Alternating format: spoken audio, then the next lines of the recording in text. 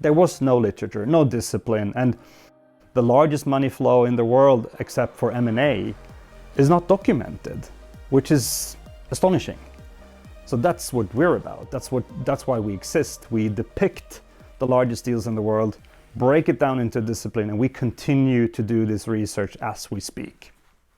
The journey around Megadeals started when I founded the first account-based marketing company in the world. And we, over the course of 10 years, managed to work with over 100 Fortune 500 companies, helping them to run marketing towards their largest accounts or their largest potential accounts. So basically, their mega deals. And there were companies like IBM, Tata, Siemens, Fujitsu, Samsung, those kind of companies.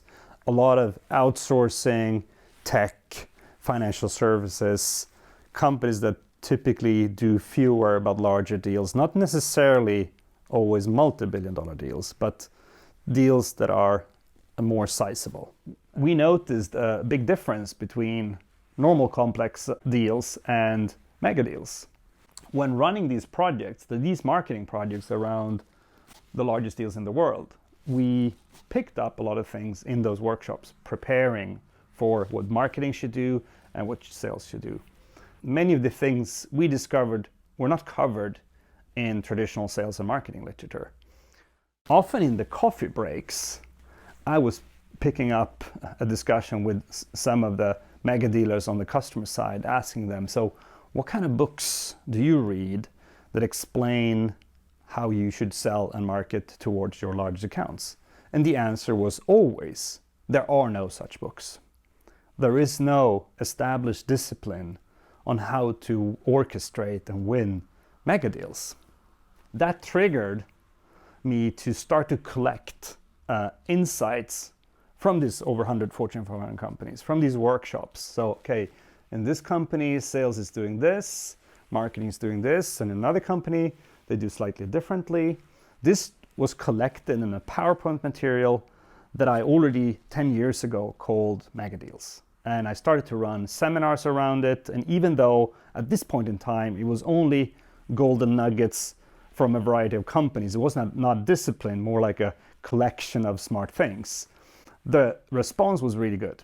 And often after those seminars, there were people coming up to me saying, great, Christopher, you've captured something I've never seen before, but there are a few things that you've missed. And I obviously listened very carefully to continue what was the beginning of the research around megadeals. In a complex deal, you typically see one or two people from the vendor side facing a smaller group of people on the customer side.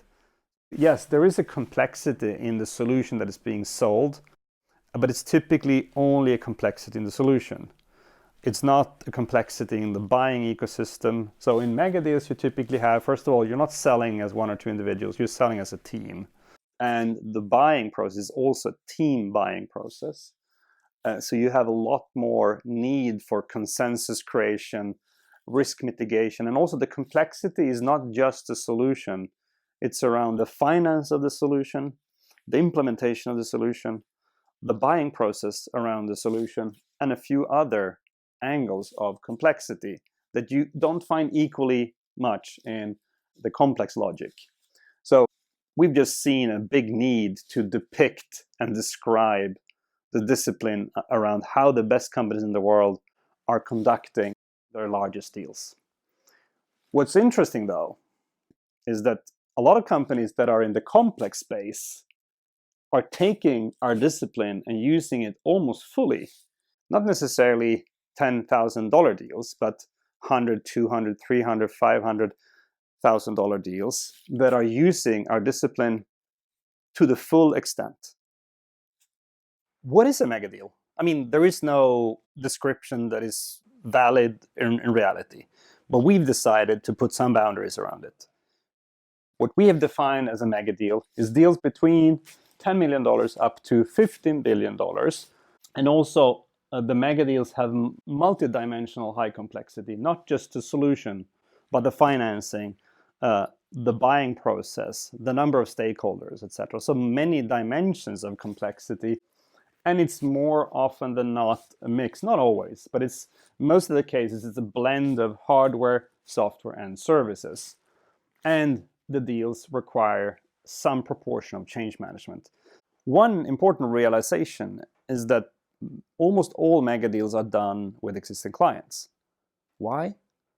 We think it has to do with trust.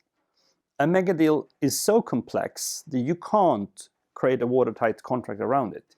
You have to know how the vendor is behaving, even in troublesome times. So, with existing clients, the likelihood of scoring a mega deal is way, way higher. But you need to have done your land deal first. So, land and then expand into mega deals.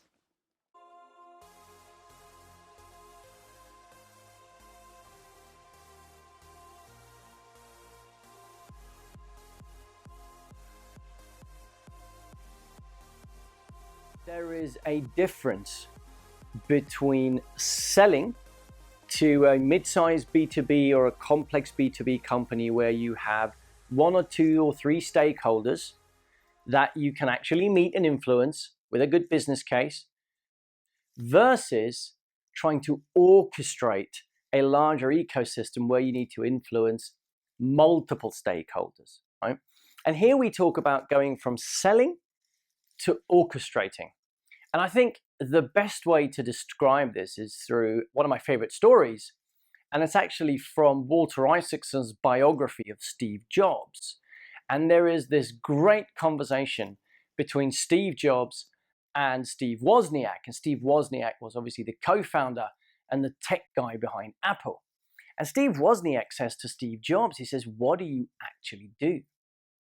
You're not a marketeer, you're not sales, you're not a product, you're not engineer. What do you do? I mean, imagine challenging Steve Jobs like this. And Steve Jobs says, musicians play their instruments.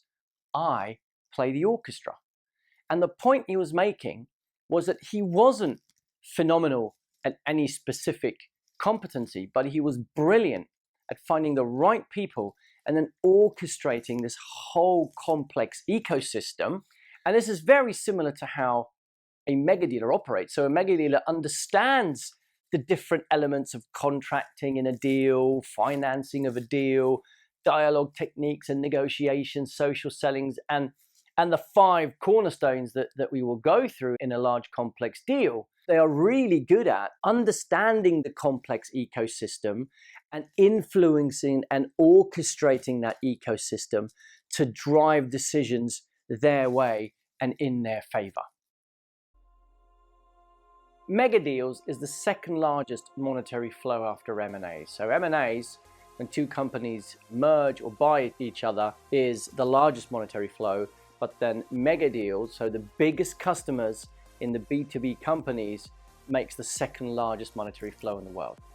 And our research showed that in these B2B companies, often less than 1% of their customers represents over 80% of their business. So in many of these companies that we researched and looked at, there's really just a handful of customers that represented the big chunk of the volume. Another interesting findings from the research of these companies was the fact that they only had a handful of people who could orchestrate these deals. These mega dealers literally had to fly around the world to orchestrate these deals. So this bandwidth problem often resulted in 2 issues. The first one was that there was a lot of prospects, qualified prospects, and existing accounts with potential to grow that was just unaddressed. And secondly, they often had to send in less qualified teams trying to orchestrate these deals with a much higher risk of failing. So for me, it's mind-blowing that nobody has written about how to orchestrate large deals until now. So Megadeals is actually the first book that describes how to orchestrate these large deals. So the mega deals represent the largest B2B deals. But what we also observed is that as you come down a notch and you start looking at larger mid-sized B2B complex deals, right? We haven't seen any literature that actually explains how to orchestrate. You can find literature that talks about marketing, that talks about sales, that talks about social selling, but nothing that we've seen that brings it all together in an orchestration discipline. The economic pulse indicators at present shows that the economy is going into a downturn. And this is putting pressure on a lot of businesses and companies to downsize their teams and their resources, but still under enormous pressure to grow. And what the Megadeals discipline addresses is how do you still drive top-line growth and sign big deals, but do it with smaller teams and less resources. And also, if we think about the bell and the S-curve principles dictate that just because you have larger sales teams, it doesn't mean you're going to get exponential growth. In the current environment where social distancing has become a norm overnight, companies are finding it even more difficult to book meetings with stakeholders. So influencing stakeholders in your ecosystem with your customers has become even more difficult today. It means that you need to rely even more on using digital tactics to influence these stakeholders on a frequent basis. So an hypothesis that we've developed that we still haven't had anyone shoot down yet is that in the research we did, in the companies we looked at, we came to a conclusion that you cannot become a large B2B business without doing mega deals. So to address this change that we've talked about recently, you can do this in a number of different ways. You can either do it yourself, if you think you have the resources in-house to orchestrate and distribute your message. You can recruit someone if you think that there's the talent out there that fits into your organization, or you can actually buy the services and integrate it into your company or get your teams upskilled and adopted on the type of discipline that we're talking about. What great mega dealers are good at, they're looking for what's called key initiatives, ecosystem, consensus, Trojan horses, and risk mitigation.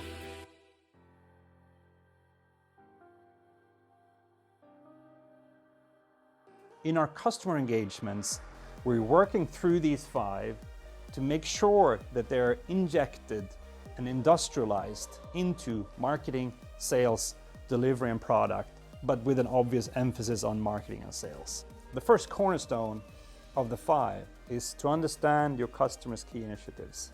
If what you're selling is matching their key initiatives, or at least one of them, you have a much higher likelihood of gaining large amounts of money, because in the key initiatives, you have large sums allocated. Outside them, much less. So key initiatives are the means through which a business vision is translated into practice by overcoming the most important problems and issues. If you like, they are the kernels of the business strategy. You will probably find that key initiatives are around 3 to 5.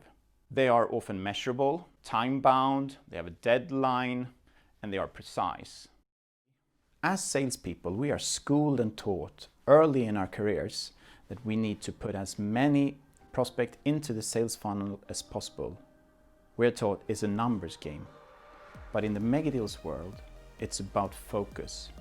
It's about saying no in order to have a bigger yes to the ones that really matters.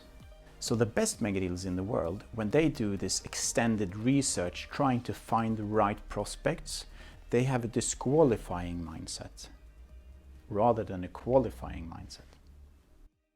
We've mentioned a few things around key initiatives. What we haven't gone through, which we do with our clients, is to go through more in depth. Where do you find information about the key initiatives? How can you interpret them in terms of what you're selling and offering to the client? How can you design your offering to fit a key initiative without changing your company strategy? We're not covering either how to disqualify and qualify markets, industry segments, type of roles, etc., which is very important for most mega dealers and companies doing larger deals. These are examples of things that we are covering in longer sessions around key initiatives and the other things. The second one is to understand the customer ecosystem, not just the key stakeholders. I'm I'm sure you're great at those, understanding your key stakeholders, but also the stakeholders around those internally, but not only that, also the stakeholders externally, outside of the company, consultants, politicians, other systems, whatever you're selling, there are adjacent things that you need to navigate. And if they're not giving their thumbs up, you will struggle to win the big deal.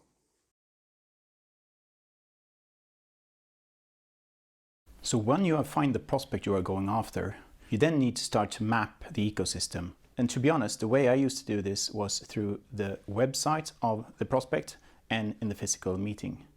But today, there are much more advanced tools to do this. For example, Sales Navigator, Lucid Chart, and other tools. So it's really a combination between digital and physical mapping. The third one is to apply the understanding of the ecosystem and to drive consensus. How can we drive consensus? How can we win the presidential campaign within this account and within the adjacent ecosystem? We need to know how to drive consensus, both by physical interactions and by digital interactions and other things.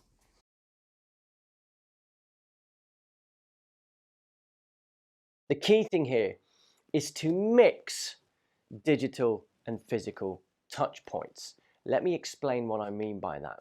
So we tend to see 5 typical mistakes that organizations and sales and marketeers do around driving consensus. Now, the first one is being too dependent on too few stakeholders, right? So David already talked about in mapping the ecosystem, if it's a complex deal and there's a lot of stakeholders influencing the deal, you need to map them out and you need to influence them.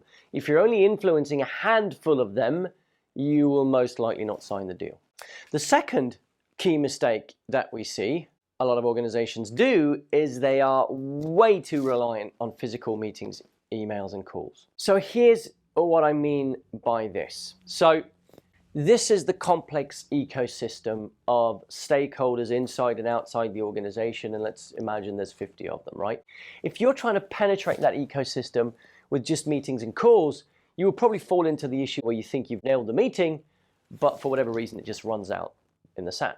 But if you start to combine these physical meetings with a number of digital touch points, like for example, IP targeted ads, right, focused at these stakeholders in these accounts, if you start using enterprise social selling, posting really good messaging and content on LinkedIn that's driving thought leadership, and then retargeting ads and a number of different other tactics. Now, you don't have to use all of these, right?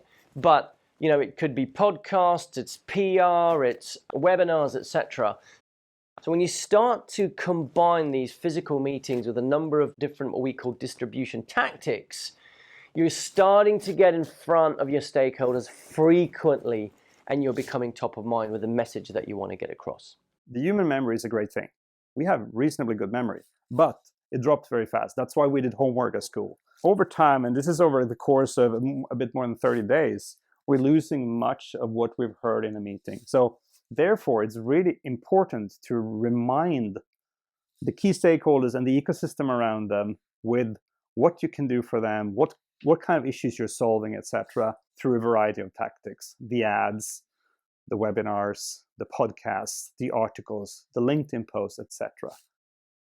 So just to bring these distribution tactics to life, let me give you some examples. So this is social selling or enterprise social selling, right?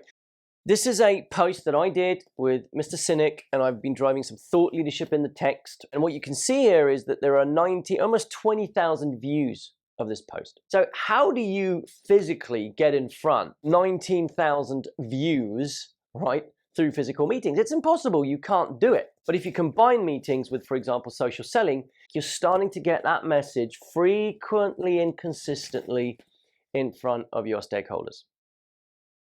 So another distribution tactic is webinars, right? So we do these webinars to our clients, for example, and it's really driving thought leadership around a specific subject that's targeting, again, your stakeholders in your account. So for us, we interview really high-performing mega dealers and sales and marketing professionals around mega dealers. where we kind of pull out the thought leadership around what is deal orchestration, how do you do it successfully, etc. And we package that into a webinar, right, which we share with our audience. And we can get up to 150, 160 people who look at this from our key stakeholder target accounts, for example. And so once you've run the webinar, the other thing you could do is if you have customers or you have potential stakeholders that actually register for this webinar, you can then start to send retargeting ads, for example, with the same type of messaging that they see frequently, a display ad or on social media. The other thing you do is you, of course, record these webinars, right? And these webinars become recorded content that you can then put on your YouTube channel. You can share it to other stakeholders that want to look at that specific content, but it becomes content that you can scale, not just in the webinar, but also after the webinar.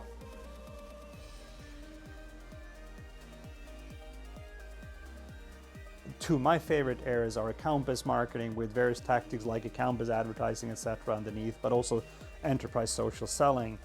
We've given you only a tasting menu of that today. When we do our large engagement, we go way more in depth, and there are really sophisticated and smart things you can do. And depending on the maturity of the company, we put the emphasis on different levels of this. The third mistake that we frequently see a lot of organizations, sales and marketers do is they talk way too much about the features and benefits of their products and services. And why is that an issue? Because if all your competitors are doing pretty much the same thing, the only thing you end up differentiating on is price, and that drives down margins, and it doesn't engage your audience. So what you should do more of, we're not saying don't talk about products and benefits, but what you should be doing significantly more of is driving thought leadership that engages your audience, that educates, that challenges, and that entertains your audience. And later on in the presentation, we will share with you a very clear and pragmatic framework of how you develop that thought leadership, the source from which you draw that thought leadership. So it's great that you're using distribution tactics that we talked about, so social selling, IP targeting, webinars, etc. But the messaging and the content that you distribute through those tactics, if that's not engaging your audience, the whole orchestration falls apart. In fact, we say that the messaging is the glue that holds the orchestration together, and without it, it falls apart. One of the big insights when doing the research for the book and the discipline was that marketing is often underinvested, underfunded. So one of the things you can consider is to take your best salespeople and move more marketing money around those, and they'll sell more. Instead of saying, okay, how do we scale? We have more salespeople. Reconsider. Either decrease the sales force or keep it as it is, but add more marketing support behind the ones you want to support. And using the messaging architecture, the distribution tactics that we've talked about, you will sell more at the lower go-to-market cost. It is reasonably common across most companies to spend a lot of money on content production, but way too little on content distribution. When we're doing Megadeals, it's important to reach a big audience inside the target account, but also outside the target account.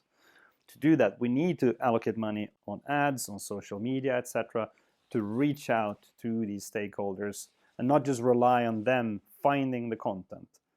Sometimes you can find a company with 40,000 or 400,000 employees and a certain video has an X number of views, but you can kind of figure out that most of those views are from their own employees. So that could be seen as a failure, I think. So putting enough money behind distribution is vital to reap the benefits of having produced this phenomenal content. And the fifth and final mistake that we see is that sales and marketing are working still in so many organizations in silos. So you've got salespeople who are close to the client, who understand the client, they own the client, doing the sales, if you like, and then you have marketing that are far from the client and that don't have insights into the client, are creating content and messaging and pushing it out through a number of channels, but they don't understand the client, right? So what's really, really critical and key is that sales and marketing work really closely together so that when the salesperson who has the knowledge about their clients are talking to the marketing people, and the marketing people are creating messaging around that knowledge, creating content around that knowledge, and supporting the salespeople and pushing that out through a number of distribution tactics. And for this to work, the two need to work much more closely aligned.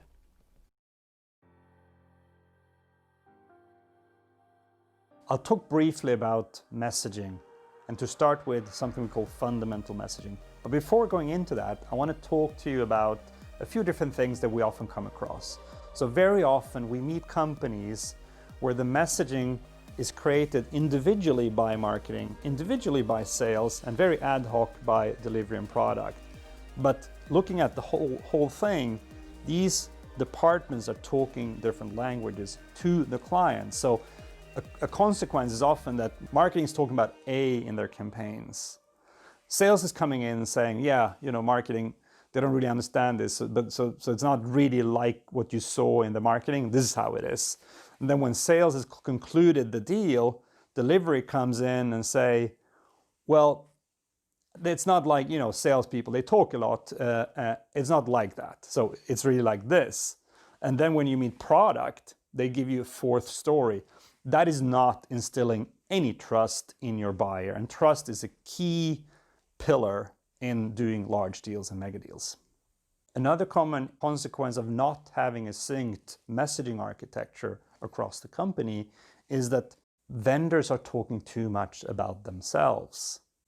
They're talking too much about their products and services, and they talk too little about the clients, and I'll soon show you a model for this.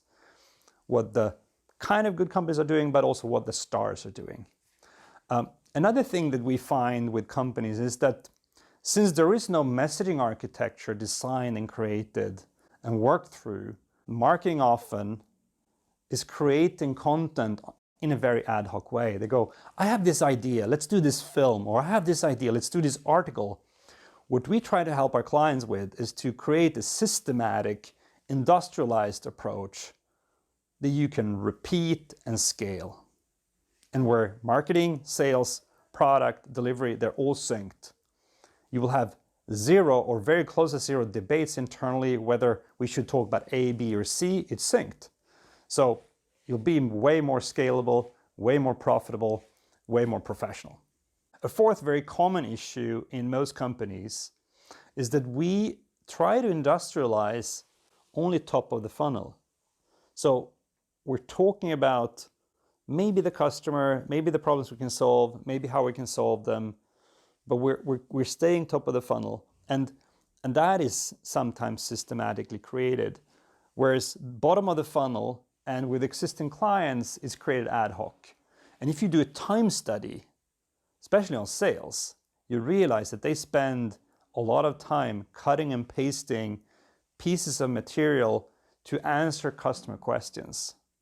If you have a messaging architecture worked through with the fundamental messaging, taking the customer from a question mark to wanting to buy, the deal closing messaging, taking them from a wanting to buy to actually buying, and then orientational messaging that is bringing the audience, a large audience inside your account and in the ecosystem, then this will be able to be systematically created. You will have a more scalable company and you will make more money. I will quickly show you now the first of the three pieces of the messaging architecture, which is called fundamental messaging, how we take the customer from unaware to wanting to buy. And here customers are typically talking, as I mentioned, too much about themselves. The slightly better companies are talking about what we call the change drivers. So what are the reasons for needing to change, thus leading to buying? But the stars are doing something more than that, and we will have a look at that now. Messaging is probably the part of the discipline that requires the most work, the highest intelligence, and a bit of patience. It consists of three parts. First of all, how do you move the customer from unaware to actually wanting to buy? We call that fundamental messaging. The next step is how do you take the customer from wanting to buy, and all the people listening to this that are fairly senior know that just because they want to buy doesn't mean they buy. And in larger deals, the majority of the work happens from when they want to buy to the actual buying. So the next phase we call deal closing messages, and it takes them from wanting to buy to actually signing. And then there's the third type of messaging. We call it orientational messaging. And it's a way to increase the audience inside your target accounts because you increase the size of your topic. So instead of talking about your product, you talk about a much larger topic where your product is playing a part. Sometimes we use the analogy of placing an Aston Martin car in a James Bond movie. So instead of talking about the Aston Martin car, we're talking about the James Bond movie. So out of the three parts of the messaging architecture, fundamental messaging is the first one and probably the most important. So here, a lot of companies that we engage with are talking too much about themselves. The slightly better ones are talking about the change drivers behind a decision. So what are the pains, gains, macro trends, etc. They're leading to a need for change. So the slightly better companies are doing these two. The stars are doing two more things. They're realizing that a big decision doesn't happen from a problem to one particular vendor. They realize that there are a few layers in between. First of all, the customer or the prospective customer, they need to figure out, okay, I have this issue, I have this set of problems. What are the viable type of solutions in the market that can solve this, including internal options? So what are the different types of categories of solutions that can solve my set of problems and reach the kind of gains I'm after? So instead of leaving these, we're actually talking about this. We're describing, let's say it's 5 different categories that can solve the problems the customer is having. Instead of just talking about ours, we actually talk about all 5, the category choices, the definition of each, the pros and the cons of each, and the consequence of going down that path for this particular client or this particular segment. But beyond that, let's say then the customer is saying, okay, we really want to go down this path. We think that category X is for us.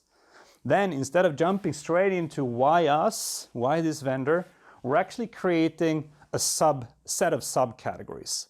This can either be different subcategories, or in many cases, we create dimensions. So to choose a solution in this category, we need to look at these 5 dimensions. Could be hosted or SaaS, could be high security, low security, could be high temperature, low temperature, depends on what you're selling. But you're trying to, for the client, and actually help them with their decision tree, you categorize the subcategories as well. Again, similar to this, which are they? What are the definitions of each? What are the pros and cons and consequences of each? So then you have a very intellectual discussion with the client where they see you as a thought leader, as an advisor, and you should actually think as an advisor here. That increases the trust in your customer dialogue. And if you do this right, they'll actually make this their decision material. So if you've described the various choices in a very nuanced and neutral way, they will use this. I've seen this so many times. And then you come to what probably most of you are great at, to talk about why you as a company, your products, features, benefits, unique selling points, etc. But here, again, to emphasize, what most companies actually, apart from the superstars, are missing is to talk about the category choices and the subcategory choices. A few great things to mention around messaging architecture, and in particular the fundamental messaging, is that the first 3 layers here, change drivers, category choices, subcategory choices, if you've done this right, you can use it as a keynote speech at any conference because you're talking about the industry. You're fleshing out the various choices in the industry. So you can basically take that material straight off. As soon as you cut out yourself, your company, that will be seen as a very insightful keynote speech. Another thing to mention around the fundamental messaging is that we, in our longer programs, are teaching our clients to use this to detect where the client is. I mean, if you're in a meeting number 3, you can probably just swish through the first few layers and go deeper into the bottom. But if you're in an early stage, you go more on the top here, you're heavier on the top, fleshing out, creating a dialogue around the change drive, not just mentioning what you've seen in their industry, but you're also really opening up for that discussion and spend a lot of time on it. So you could see, like, depending on where they are, there's a lot of time spent here, or here, or here, but you're kind of covering all all the time. What also often happens is that there's a fourth or fifth or 51st contact coming into the process, and they might be up here, whereas the people you've spoken to most are down here. So this is very often used as a way to detect where should I put the emphasis in this particular dialogue, both for marketing and for sales. Something that David mentioned earlier, which is a key trait among mega dealers, which is to disqualify cases early. If you've done the fundamental messaging right, meaning you've created a decision tree for the client, you can actually disqualify them in the meeting. So you're going through the various choices because you've described each choice. You've talked about the pros and cons and the consequences. First of all, you get feedback from them because they do give you feedback on how you've described the various choices and what you've missed maybe. But you will also figure out that maybe on the category or the subcategory level is actually better for them to go another direction. And the best mega dealers, what they do here is that they leave the discussion. They're not banging their head against the wall, trying to win, even though the odds are awful. The best mega dealers spend time on cases that there is a higher likelihood of winning, which is contradictory to what we've learned in sports and other areas where we should really fight. We should fight here as well, but we should really be smart about where we fight. It's important to pick your fights. So to use the messaging architecture and the fundamental messaging, which is this first third of it, is a great way to disqualify early. Something else that we teach our clients in our longer sessions and our longer programs is that we teach them how to create different lengths of this. So this fundamental messaging can be described in an hour, in 15 minutes, 3 minutes, or maybe even 1 minute. So depending on which context you're in, you're also flexing the length. We're helping our clients to create the different length pitch video that you might have on your website that is catching the early interest. It might be a 3-minute version max of all these 4 layers, but really fast. If you're at the conference having a keynote speech, these 3 layers might cover 30 minutes or 40 minutes. And in meeting number 7 with a client, these might be taking, especially the bottom, might be taking several hours. So we're helping our clients to design the different length based on the messaging architecture. The second messaging type is deal closing messaging, when we move the client from wanting to buy to actually buying. And this journey is the longest. A lot of companies are spending a lot of time on getting the attention from the client, but they have underinvested in the deal closing process, both for the salespeople and for the marketing people. We have content for top of the funnel, very little for the deal closing. So in the deal closing messaging phase, we're covering things like how do things work, but also how do I go from what has to happen between wanting to buy and buying? What happens from signing to going live? And how is the ongoing relationship between the vendor and the customer looking like? These things are covered intensively by the buyers. They ask these questions until they have the answers. They're not putting a large sum of money on the table before these questions are answered. And most companies have salespeople cutting and pasting answers to this on an ongoing basis. So if you do a time study, a lot of time is spent on actually doing this type of work, which is a bit ineffective. What you also cover in the deal closing is risk mitigation.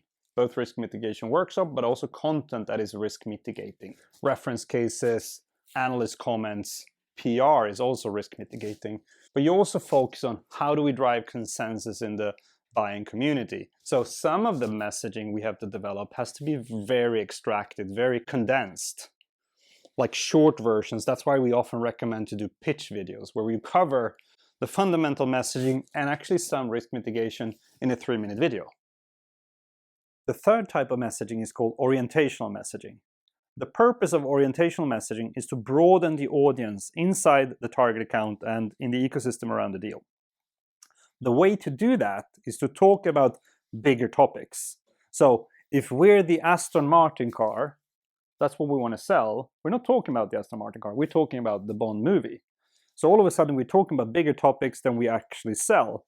So if we want to do something in renewable energy for the maritime sector, we're talking about the 5 big renewable energy trends, and we might be a part of one of them. But we're making a bigger topic. Or if we take Megadeals, for example, that was actually created in the beginning as a way to get a larger audience inside the biggest companies in the world when we were selling account-based marketing, which was a subset or the Aston Martin car of Megadeals, which was the Bond movie. So all of a sudden, instead of having 5 people in the room talking account-based marketing, we had 50 people in the room talking Megadeals. And he was part of the top management teams, the industry leaders, the mega dealers, the marketing leaders, etc. It's a great audience because the topic was bigger. And if you do this right, you will increase the size of the audience inside your target account, and that will enable you to drive consensus at scale together with the various distribution tactics that we've covered earlier. To summarize it, you're using fundamental messaging to bring the customer from unaware to wanting to buy from you. And you use the deal closing messaging to move from wanting to buy to actually buying. You use the orientational messaging to increase the audience and gain the consensus in the ecosystem around the deal. Once you've set this, using people from marketing, PR, sales, delivery, and product, which makes it synchronize across the company, you amplify it in videos, articles, posts, in sales meetings, enterprise social selling, ads, webinars, PR, etc. So one consequence of having the messaging architecture set up is that you no longer will have fights internally on what to write and say, when, and where. A lot of companies, again, are putting a branding in place and their culture and attitudes and values, but they're not putting the messaging architecture in place. One thing that we've created together with our clients is a big matrix in Excel where you have fundamental messaging, deal closing messaging, orientational messaging worked through in the different length and the different buying phases. To map this with content, both sales meeting content, but also marketing content and social media content, we've created this template that is very, very liked by our clients. We're not going through that today, but that's really high value. It creates an opportunity for our clients to be more systematic and industrialized in how they approach marketing and sales, even for larger deals. So I'd like to share with you a really great example that brings some of the cornerstones and some of the tactics that we've talked about to life. In this example, it's Kleinmont, and they sell power plants, so pretty complex mega deals. So Richard Branson, for example, has these on his Virgin ships. And what we're going to show you here in a minute is an example of how to use bee swarming, but it also brings to life some of the other elements of the 5 cornerstones that we've talked about around mapping the ecosystem, identifying who you want to try and influence by using tools like Sales Navigator, ensuring that you've got the right messaging that's driving thought leadership, not benefits and features of your products, that you've turned that into great content, and that you're pushing that through distribution tactics, targeting specifically those stakeholders. In the background also, for this specific case, sales and marketing were working extremely tight together. So a lot of the stuff that we've been talking about really comes to life in this case. So let me walk you through this. Bee swarming is like, imagine you walking to the reception of the account you're going after, and you've got these bees, and they've got your brand, and they're preaching about you, and you let them go, and they just fly in to the building and start preaching the word of your business. Now, bee swarming is similar to that. So first you have to map the ecosystem. So you need to understand who are you going after in that organization. And Sales Navigator is a great tool to start to identify the stakeholders, filter out and identify the stakeholders that you want to influence in that specific account. And in this case, it's a gentleman on Iceland that Kleinmont, which is the company that Christopher both invested in, but also was chief revenue officer in. They did not know this guy on Iceland at all, but they wanted him to buy some of their power plants, right?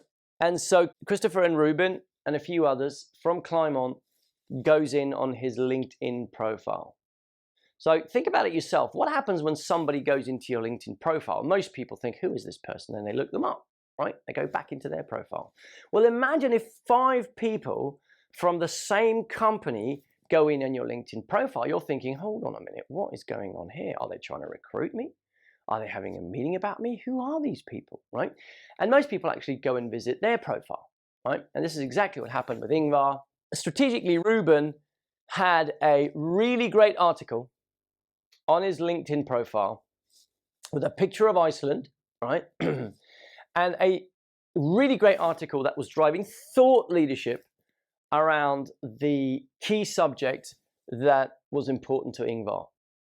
It was educating, it was challenging, I'm not sure it was entertaining, but it was educating and challenging. And so he reads this article, he gets really engaged, and the article, by the way, pretty much says nothing about Kleiman as business. It's really just driving thought leadership. He starts to roam around the website. He contacts Ruben. So he contacts Ruben. 3 months later, Dagens Industri, which is the #1 financial newspaper in Sweden, writes about the 30 million euro deal. So a really great example of how you can use some of these techniques of beast warming, great content, LinkedIn, mapping up the ecosystem to engage your audience and actually do deals, big deals quite quickly. The fourth cornerstone is something we call Trojan horses. You could call them moles, informers, there are various names. One of the persons we've interviewed, she called them mushrooms. They grow in the dark. They're not publicly taking so much space. So Trojan horses are giving you valuable information that you can't reach otherwise. They're typically far down in the organization. They have something to gain for getting you to win. Their type of power is to sharing information to you.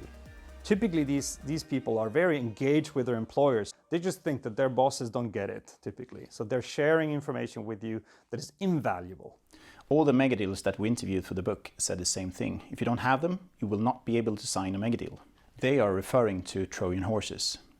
We all know that you need champions to win a bigger B2B deal.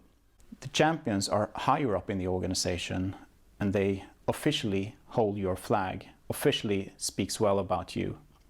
The Trojan horses, they are usually further down in the organization and they feed you with information that you can't get hold of the official ways.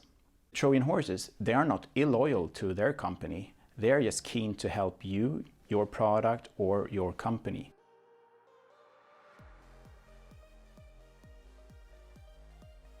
And the fifth cornerstone is maybe the biggest one. We as sales and marketeers, we're trained at talking unique selling points and value.